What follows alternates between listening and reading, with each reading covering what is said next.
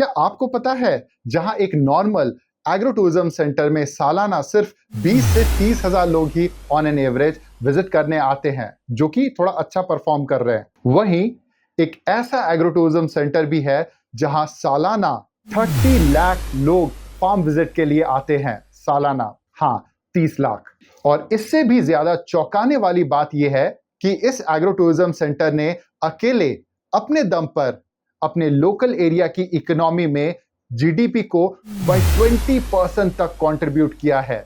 Late it sink in. Yes, 20% का contribution. और ये सब हुआ है through massive employment creation for local villagers, local artist और लोकल स्टार्टअप्स के लिए नए नए मौके क्रिएट करके। एंड आई एम सरप्राइज कि स्टेट लेवल पर या नेशनल लेवल पे इनके एग्रो टूरिज्म प्रोजेक्ट को लेकर इनके बारे में कोई बात क्यों नहीं कर रहा। इतने इंटीरियर में जंगलों के बीच में होने के बावजूद भी ये एक एग्रो टूरिज्म का हिट मॉडल है। और इसके साथ साथ मैं आपकी एक और गलतफहमी को भी यही दूर करना चाहता हूं। अक्सर लोग सोचते हैं कि ये जो most popular agro tourism centres है, जैसे महाराष्ट्र स्टेट में, पंजाब, केरला, राजस्थान, उत्तराखंड, तमिलनाडु, कर्नाटका, हिमाचल प्रदेश, गोवा, यही एग्रो टूरिज्म के हॉटस्पॉट होंगे, राइट? लेकिन जो सेंटर आपको बताने जा रहा हूं, ये इन सभी से हजारों किलोमीटर की दूरी पर है,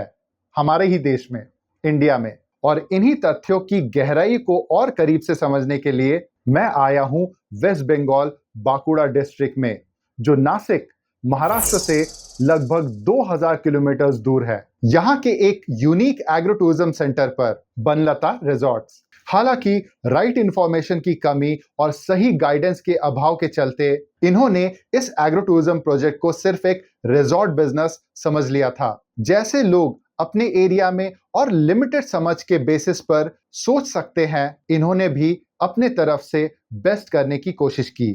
और 20 साल के लंबे संघर्ष के बाद आज ये सफल भी हुए हैं। वैसे अगर आपके पास भी 20 साल के लंबे पेशेंस का वरदान है तो कॉन्ग्रेचुलेशंस, यू आर गिफ्टेड। लेकिन अगर आपको अपने समय की कदर है और आप ट्रायल्स एंड एरर्स की गलतियां दूसरों की तरह करके अपने एग्रो टूरिज्म के प्रोजेक्ट को और अपने पैसे को खतरे में डालना नहीं चाहते, तो जरूर आप हमारे प्रोफेशनल लेवल के एग्रो टूरिज्म के ऑनलाइन ट्रेनिंग या साइट विजिट कंसल्टेशन सर्विसेज को जरूर लेना चाहेंगे। इसके लिए आप हमारे दिए हुए नंबर पे बेझिझक होकर अभी कॉल करें और पता करें कि किस तरह हम आपको मदद कर सकते हैं। तो क्या है बनलता एग्रो टूरिज्म प्रोजेक्ट के सफलता की पूरी कहानी, और आप एज अ बिगिनर इनसे क्या सीख सकते हैं, ये सब जानने के लिए आज के इस पूरे वीडियो में बने रहिएगा।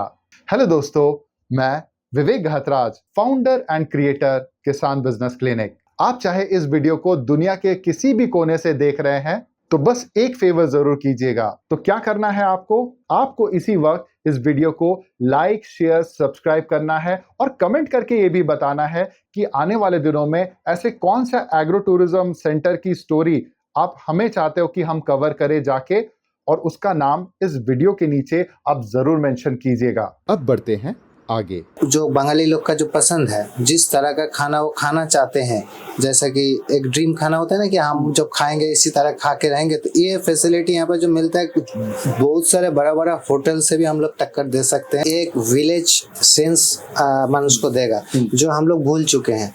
जो हम लोग शहर की तरह भाग रहे हैं, शहर का जो फैसिलिटीज है उसी से अट्रैक्ट है, लेकिन गाँव का जो फैसिलिटीज है, गाँव का जो महक है, तो वो फैसिलिटी यहाँ पर मिलते हैं। तो आज के इस वीडियो में पूरा बने रहेगा, क्योंकि आज के वीडियो में आपको ऐसी बारीकियां मिलेंगी कि कैसे एक आलू का छोटा सा व्यापारी एक करोड़ों का एग्रो टूरिज्म बिजनेस एस्टैब्लिश कर सकता है, वो भी पूरे इकोसिस्टम को लेके, पूरे गांव को एक साथ लेके। ओके, तो आज हम वेस्ट बंगाल के एक ऐसे एग्रो टूरिज्म सेंटर में आए हैं जहां पे मैडम इस पूरे प्रोजेक्ट को स्पीयरहेड कर रहे हैं। लेकिन यस, ऑब्वियसली ये थोड़ा वेस्ट बंगाल का थोड़ा सा टू टायर जो प्लेस है, सिटी गाँव जिसको बोल सकते हैं, अब ऑलमोस्ट लाइक मॉडर्न सिटी हो सकता है। तो यहाँ पे मैडम बंगाली में बता रहे क्योंकि मैडम हिंदी में बात नहीं कर पाती है, तो यहाँ पे ट्रांसलेटर सर है, ये हमें मदद कर रहे हैं। नमस्कार, मेरा नाम मम्पी मंडल जी। ये रिसोर्ट का नाम है বনলতা रिसोर्ट। ये वेस्ट बंगाल में बांकुड़ा जिला বিষ্ণুপুর মহকুমার ও জয়পুর গ্রামে এটা আছে। ये जो प्रोजेक्ट है कितने एकड़ के लैंड के एरिया में? 50 बीघा इन वेस्ट बंगाल। 50 बीघा मीन्स ऑलमोस्ट 17 एकड़। ओके, कितने सालों से रन हो रहा है यहाँ पे? कि ये जो स्टार्टिंग हुआ था, ये 15 साल पहले स्टार्टिंग हुआ था। उनका father in law social motion ने इसको स्टार्ट किए थे। तो उन्होंने प्रैक्टिकली एक फार्मर थे, उन्होंने उसका फार्म का रिलेटेड बिजनेस करते थे, स्पेशली पोटैटो जो आलू होता है उसका बिजनेस करते थे या पूरा राज्य के भर में। तो उसी से ही उसको पहला जब बिजनेस करते थे तब उसको मन में ये आइडिया आया कि यहाँ से, और उनका पास में एक सब्जी का भी खेती रहता था, वो सब्जी भी उगाते थे और पास में उसका एक पॉन्ड भी था जहाँ पर वो मछली ये करते थे। तो उसको एक दिमाग में आया इसका नज़दीक एक हाईवे भी है, तो यहाँ पर अगर मैं एक कुछ खाने का इंतजाम करूँ, जो लोग आएंगे यहाँ पर खाएंगे और अपना जो बना हुआ सब्जी है, जो अपना जो खेत में उग रहा है, उस सब्जी को मैं वहाँ पर अगर ये करूँ तो लोग खाएंगे और उसको अच्छा भी लगेगा कि ओरिजिनल सब्जी उसको मिल रहा है। इसी धरना से पहले स्टार्ट किए थे। उसका बाद जब लोग आने लगा, उसका खाना पसंद हुआ, उसका बाद वो लोग भी जो फीडबैक होता है, वो फीडबैक से उसको हुआ कि आप जब इसी तरह जगह में ये कर रहे हैं तो आप कुछ रूम भी बना लीजिए। तो रूम बनाने से क्या होगा कि लोग आके यहाँ पर रहेंगे, यहाँ का एटमॉस्फेयर को, जंगल का माहौल को फील कर पाएंगे। तो इसे उस धरा से धीरे धीरे वो आगे बढ़ने लगा और उसी को प्रोसेस करके आज तक इतना जगह में आए हैं। अच्छा, ये सेंटर की सबसे बड़ी खासियत क्या है? लोग इतने दूर से क्यों आते हैं आपके इधर इस प्रोजेक्ट में? गोटा वेस्ट बंगाल से हर प्रांत से यहाँ पर लोग आते हैं इसके वजह से कि यहाँ पर जो एक फ्रेश एटमॉस्फेयर है, जो जहाँ से यहाँ का खाली फ्रेश एयर नहीं है, खाली जंगल का अंदर एक फ्रेश एयर की नहीं है, यहाँ का जो वातावरण है, पूरा वातावरण ऐसा है कि उसको रिलैक्सेशन मिले। जो शहर का जो कोलाहल का एरिया है उसी से यहाँ पर आके एक रिफ्रेशमेंट मिलता है। आप लोग का रीसेंट अचीवमेंट्स, कुछ बड़े बड़े अचीवमेंट्स जो आपने अचीव किए हैं पास्ट हिस्ट्री में, वो क्या रहा था रीसेंट अचीवमेंट्स? तो ये तो बहुत दिन से चल रहा है, इसी से बहुत सारे इंडिया का और बंगाल का तो आता ही रहता है, ये मैं भी जानता हूँ। तो बाहर से भी आए थे। सबसे जो बड़ा अचीवमेंट है जो हम लोग का राष्ट्रपति थे डॉक्टर प्रणब मुखर्जी सर ने, उन्होंने भी आए थे यहाँ पर। डॉक्टर प्रणब जी यहाँ पर रहे थे, उनका जो फादर इन लॉ था उनका साथ डिस्कस किए थे, उनको बधाई दिए थे। और उसका बाद जनरली जो हम लोग का क्रिकेटर जो कैप्टन था इंडिया का डॉक्टर सौरभ गांगुली, जो उन्होंने भी जो उनका एक टॉक शो होता है, आपको थोड़ा वह पता नहीं होगा, ये हमारे बंगाल में बहुत फेमस है। तो वो टॉक शो में उन्होंने गए थे, वो एक फेमस शो होता है, तो वहाँ पर बहुत सारे मज़ेदार चीज़ भी होता है, ये होता है। तो उसमें इनवाइट किया गया था और उसमें एक प्रेजेंटेशन भी हुआ था। तो इसका पॉपुलैरिटी और भी फैल रहा है और भी चारों तरफ आगे बढ़ रहा है। आपके इस जो एग्रो टूरिज्म सेंटर में आप लोगों को क्या लगता है कि कौन सी चीजें आप ऐसा अच्छा करें जिस वजह से लोगों को इतना अट्रैक्शन आ रहा है as compare to other traditional resort? वो छोड़ के आपके पास आ रहा है, कुछ तो ऐसा आपने यूनिक नया चीज किया होगा जिसको देखने के लोग दूर दूर से आ रहे हैं। जी, इनका मेन अट्रैक्शन पॉइंट ये है कि ये जो बना है, इसका मेन बेसिस ये है कि एक विलेज सेंस मनुष्य को देगा, जो हम लोग भूल चुके हैं। जो हम लोग शहर की तरह भाग रहे हैं, शहर का जो फैसिलिटीज़ है उसी से अट्रैक्ट है, लेकिन गांव का जो फैसिलिटीज़ है, गांव का जो महक है, तो वो फैसिलिटी यहाँ पर मिलते हैं। यहाँ पर जो घर है वो जो पहले की तरह बनते थे मिट्टी का, उसी तरह घर है। ऊपर जो छाद होता है वो भी खड़ का होता है, जो पैडी फील्ड का खड़ है तो उसी से बनाया जाता है। लेकिन ये बात नहीं है कि ये गांव की तरह विलेज, इसमें मॉडर्न फैसिलिटी सब कुछ है, गीजर भी है, एसी भी है, सब भी है, सब फैसिलिटी मॉडर्न है।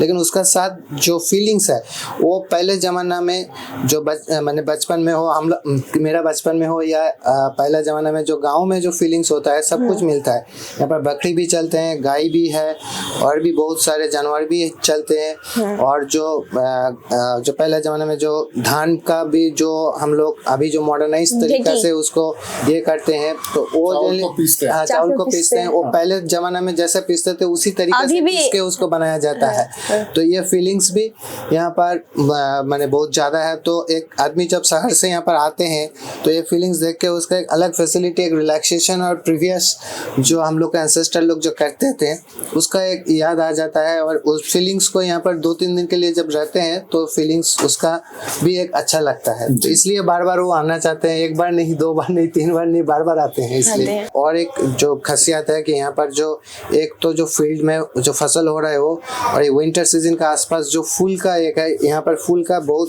बगीचा है जो देखा जाता है, बहुत टाइप का, बहुत किस्म का, बहुत वैरायटी का, यहाँ का नेटिव वैरायटी या बाहर का वैरायटी का बहुत सारे फूल ऐसा है जो देखने के लिए ही आसपास का या बाहर का लोग आते हैं कि इस तरह एक जंगल का अंदर, इस तरह एक गांव की तरह फैसिलिटी में इतना सुंदर बागान जो फैसिलिटी है वो भी देखने के लिए बहुत दूर दूर से लोग आते हैं। यहाँ पे ऐसी कौन सी चीज है जो आपको लगता है वो मिसिंग है, अगर वो चीज होती तो शायद से ये जो अभी जितना सक्सेस अभी इसने अचीव किया आपके सेंटर ने, वो 10 टाइम्स ज्यादा बड़ा अचीव कर सकता था। तो वो 3 कौन सी चीजें जो आपको लगता है होने से एकदम और नए लेवल पे हम लोग जा सकते थे? इतना दिन से बन रहा था, जो कोशिश किए हैं उसी से बन रहा था। अभी वेस्ट बंगाल में 1 नंबर है, तो उन्होंने कोशिश कंटिन्यूसली जारी है। लेकिन यहाँ का जो थीम है, यहाँ का लोकल जो गांव का लड़की है, गांव का सब है, सब इसके अंदर बहुत सारे कामों में बिजी है। बहुत सारे जो कुकिंग करते हैं, जो खाना सर्व करते हैं, वो सब एक गांव का ही, आसपास का ही सभी मिलके ये काम करते हैं। तो एक तो उनका जॉब अपॉर्चुनिटी ये सब है, लेकिन जो ये है कि ये इस लोग का एजुकेशन लेवल जैसे कि विलेज टाइप का है, तो इन लोग का एजुकेशन लेवल उतना कॉर्पोरेट लेवल का नहीं है। तो कोई लोग अगर ये चाहते हैं कि मुझे फैसिलिटी 5 स्टार होटल की तरह, कॉर्पोरेट फैसिलिटी ज़्यादा सेफ की तरह, वो फैसिलिटी शायद नहीं है, लेकिन यहाँ का थीम ही ऐसा है कि हम चाहे कि गांव के जैसा फीलिंग्स मुझे होटल की तरह फीलिंग्स ना मिले कि ये है। तो इसलिए मेरा हम लोग ये भी चाह रहे हैं कि वो थोड़ा और एडुकेटेड हो और प्रॉपर तरीका से जो कस्टमर को डील करे। ये हम लोग का माने चैलेंज है, हम वो भी आगे बढ़ रहे हैं। लेकिन हम जो थीम क्रिएट करना चाह रहे हैं यहाँ पर, तो वो थीम हम लोग ऑलरेडी क्रिएट कर चुके हैं।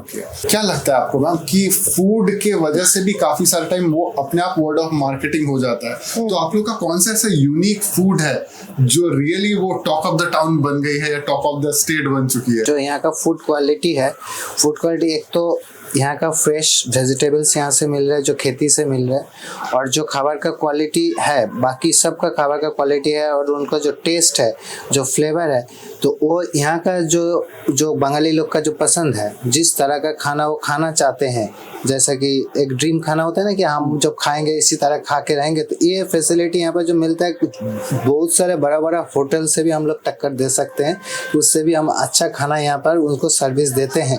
तो इसलिए मानुस खुश है, और इसलिए वो खाना का रेट भी जो है, जो बाहर का होटल का मार्केट से हम कॉम्पिटिटिव मार्केट में उसको देते हैं। ओके, इसका मतलब ये हो गया कि गांव का ठाट वो गांव में दे रहे हैं, हाँ। जो कि शहर वालों को नहीं मिल पाता। हाँ।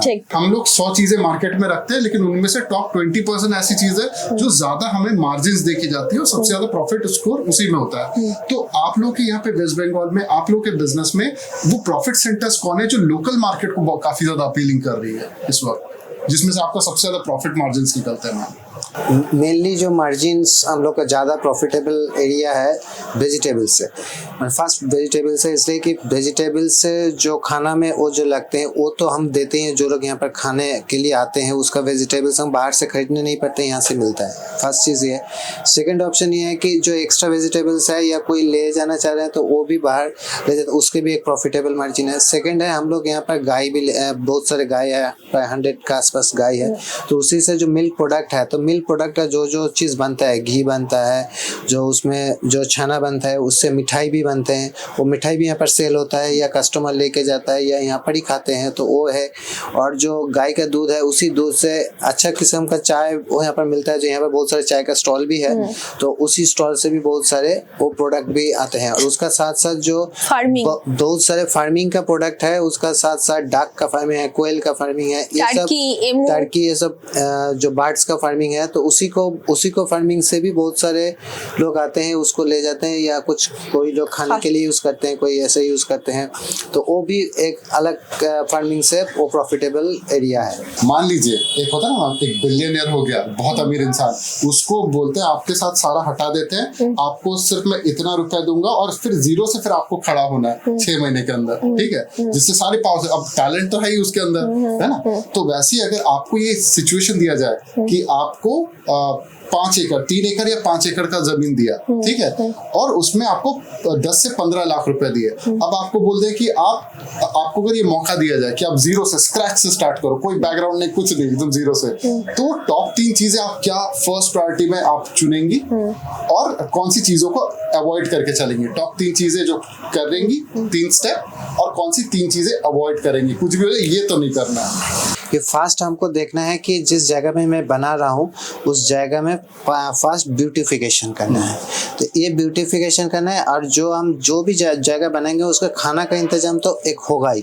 तो इस खाना का इंतजाम का जो रॉ मटेरियल आएगा वो कहाँ से आ रहा है, तो वो अगर जो टूरिस्ट लोग आएंगे इनिशियल स्टेज में, वो अगर देखेंगे कि ये खेत से ही वो रॉ मटेरियल वहाँ से जा रहे हैं, तो उनका खाने का ऊपर या क्वालिटी का ऊपर बढ़ेंगे। तो फर्स्ट मेरा प्रायोरिटी ये रहेगा कि उस जगह को ब्यूटिफिकेशन करना और उसका साथ वो प्रोडक्ट को वहाँ पर उगाना जो मैं उस रेस्टोरेंट में ये मैंने सेल कर रहा हूँ या जो आदमी आके खा रहा है। ये मैडम आपका फर्स्ट मैंने प्रायोरिटी है। बाहर से सोर्सिंग ना करके वहीं पे आपको देखा। सेकेंड पॉइंट ये है कि फर्स्ट जब हमको कोई एक वासस्थान का व्यवस्था करने पड़ेगा तो इस तरह हम उसको बनाएंगे कि शहर का आदमी लोग जो घर में जो आरसीसी का घर में रहते हैं या फ्लैट में रहते हैं, आर्टिफिशियल स्ट्रक्चर में रहने से उससे हट के अलग कुछ देना है, उसको एक फीलिंग्स देना है कि उसी से आप जो 2-3 दिन के लिए आ रहे हो अलग चीज है, ऑथेंटिक फील है, गाँव का एक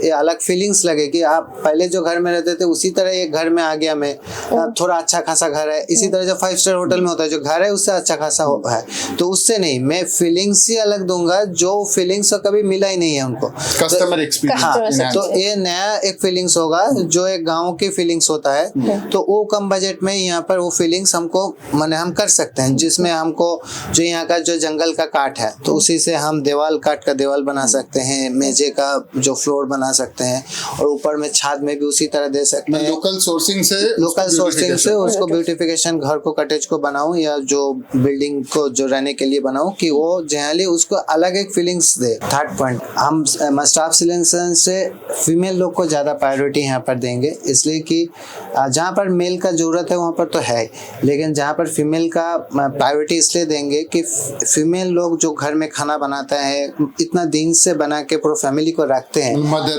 मदरली वो एटमोसफियर कस्टमर को मिलेगा।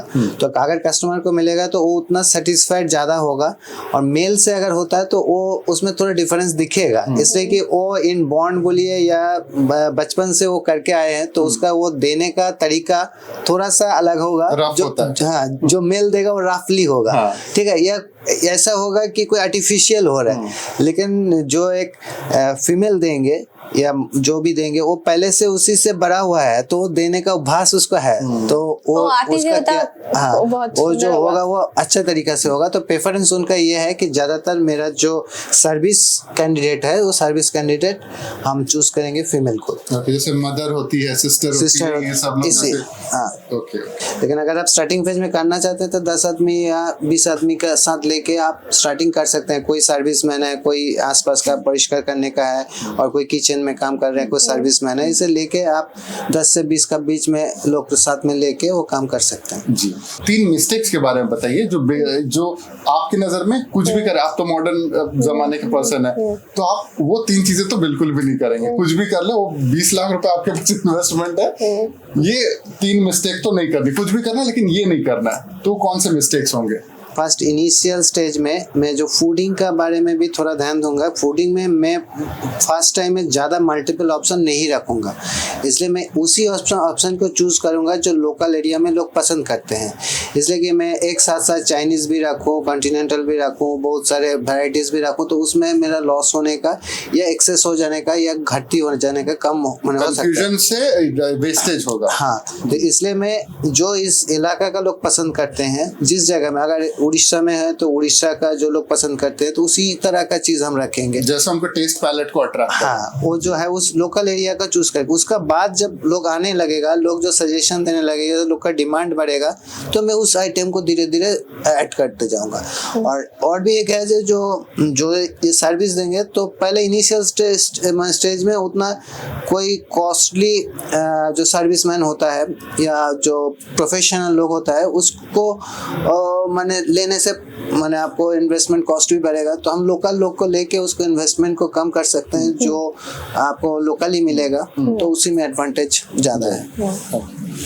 नेक्स्ट तीसरा जो मिस्टेक जो नहीं करना है, जो स्टाफ सिलेक्शन ये जो करते हैं, जो 10-12 ऐसा पास किया हुआ है बेसिक जो ये है, उसका बाद जनरली हम उसको ऐसी तरह ट्रेन करते हैं जो माने अलग तरह से, जो प्रोफेशनल ट्रेनर है वो तो बाहर में होटल में मिलता है, वो लोग ऑलरेडी सर्विस ले चुके हैं, लेकिन ये एक माने आर्थिक तरीका से उसको रिसेप्शन करते हैं, जिसमें उसका जो नीड है, उसका जो प्रॉब्लम है, वो चाहते हैं, तो ये सारे चीज़ को वो खुल के बोल पाए, और हमारा जो सर्विसमैन है उसी तरह से उसको एंटरटेन करते हैं, जैसे कि उसमें वो प्रॉब्लम या उसको फ्रीनेस रहे, या एक गांव की तरह या अपना आदमी की तरह उसको फीलिंग्स आए। यहाँ पर जो फैसिलिटी हम लोग देते हैं ये 24 आवर्स फैसिलिटी है, तो 24 आवर्स फैसिलिटी से एडवांटेज ये है कि कोई भी लोग यहाँ पर रात 12 बजे भी आए, 1:30 बजे भी आए, 2 बजे भी आए, तो यहाँ पर उसको खाना मिलेगा, फैसिलिटीज़ मिलेगा, जो बाहर का बहुत सारे बड़े कॉरपोरेट जगह भी नहीं दे पाते। जैसे हॉस्पिटल में आप जाते हैं तो हॉस्पिटल में 24 आवर्स ही खुला रहता है, कि इसलिए कि हॉस्पिटल यहाँ से यहाँ तक बंद है, ऐसा नहीं होता है।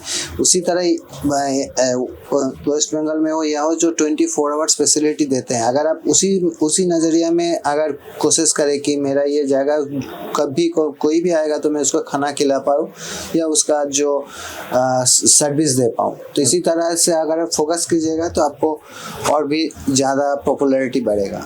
बाय द वे, अगर आज का वीडियो आपको पसंद आया है, लाइक कीजिए, शेयर कीजिए और ये सब्सक्राइब भी कीजिए, और अपने उन दोस्तों के साथ आज का ये वीडियो जरूर शेयर कीजिए जो रियली एग्रो टूरिज्म में ये चीज लेके कंफ्यूज है कि रिजॉर्ट वाला एग्रो टूरिज्म होता है या फिर रिजॉर्ट ही एग्रो टूरिज्म होता है। अगर उनको ये कंफ्यूजन है तो उनके साथ आज का ये वीडियो जरूर शेयर कीजिए, ये समझाने के लिए कि रिजॉर्ट और एग्रो टूरिज्म दोनों एक साथ मिल ही नहीं सकते।